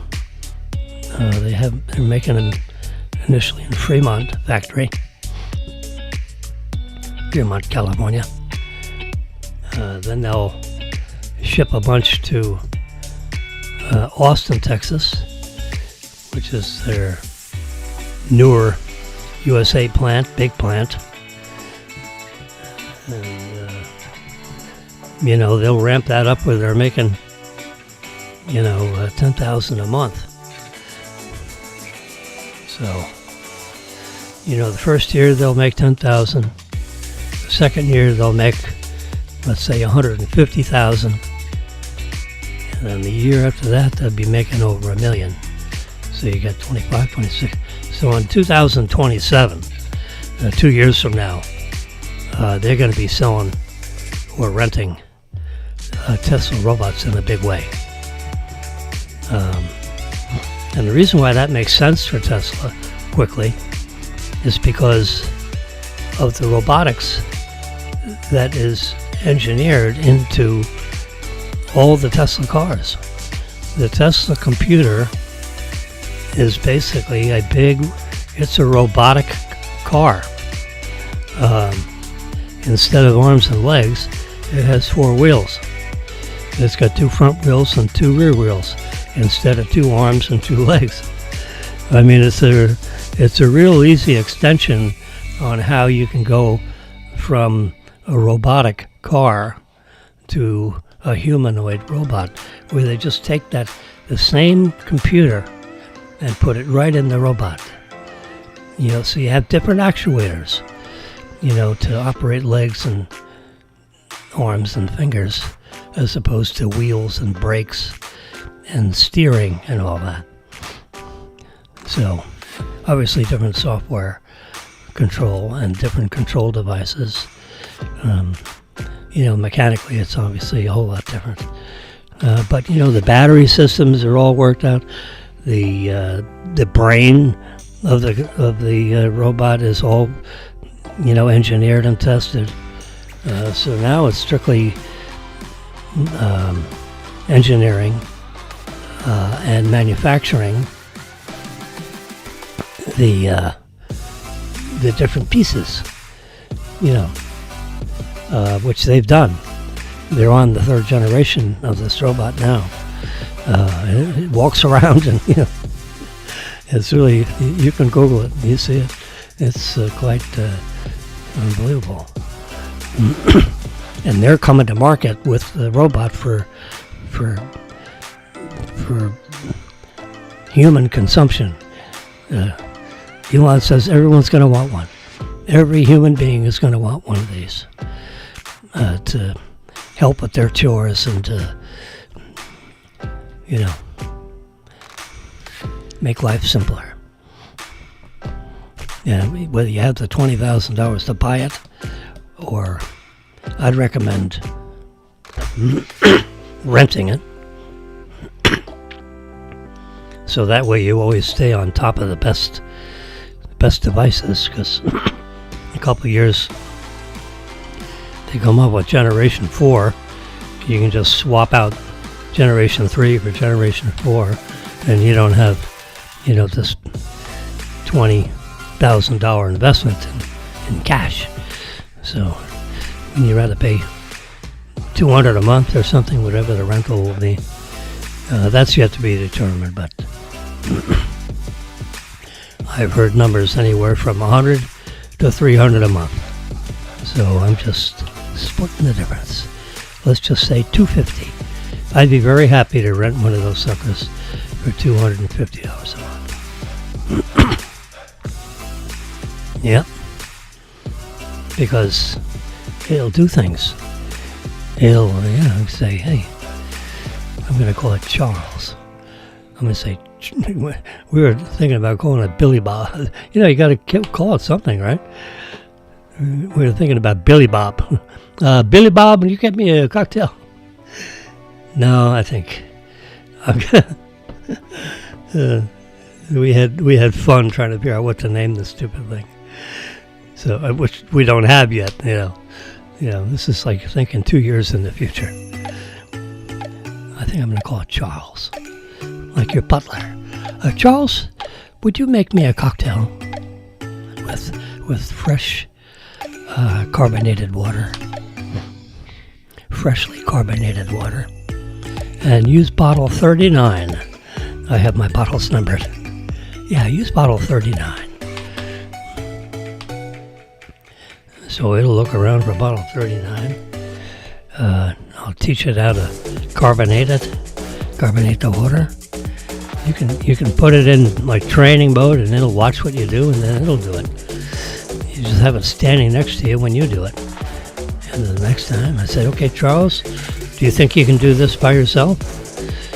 And then you give Charles bottle 39, let him do it while you're standing there.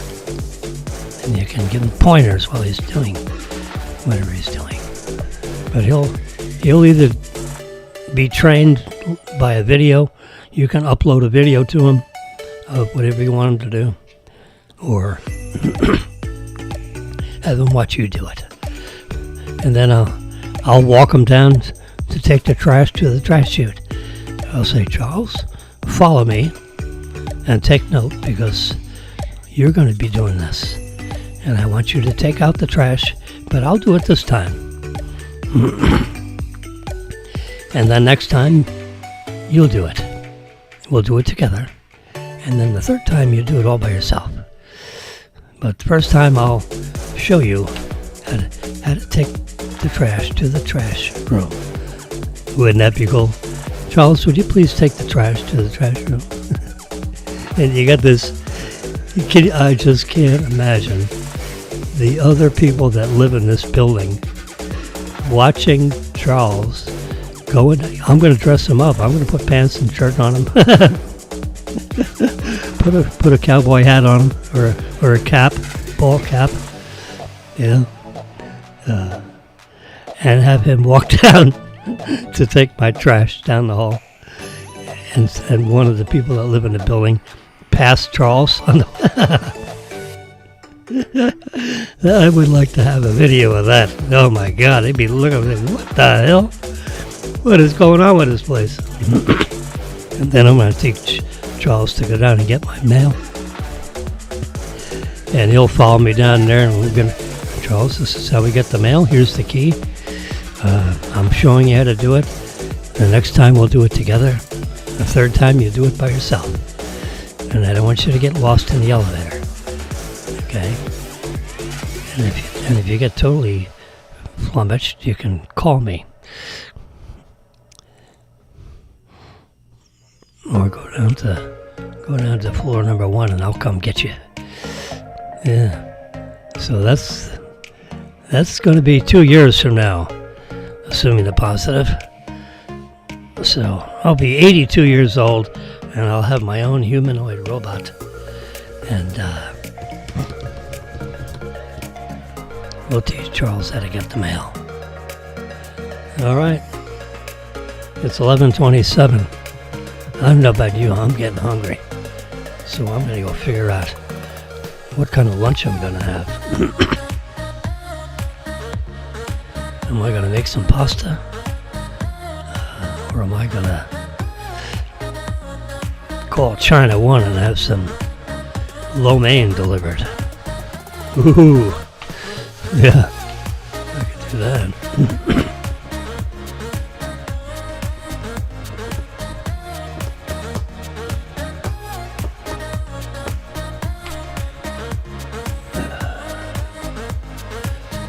Yeah, I'll have to think about that. All right, sports fans. I want you to have a great day. And we had a nice time having coffee together. My coffee is just about over. It's 100 degrees and it's old. It's a couple of hours old. So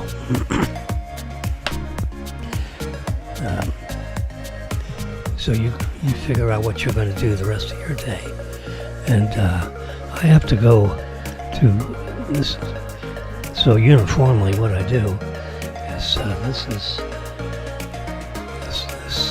symbol right here, and then I go full screen on this because I begin and end each of my episodes with this signal on what day of the week it is. April 29th. And then I go full volume on the tunes,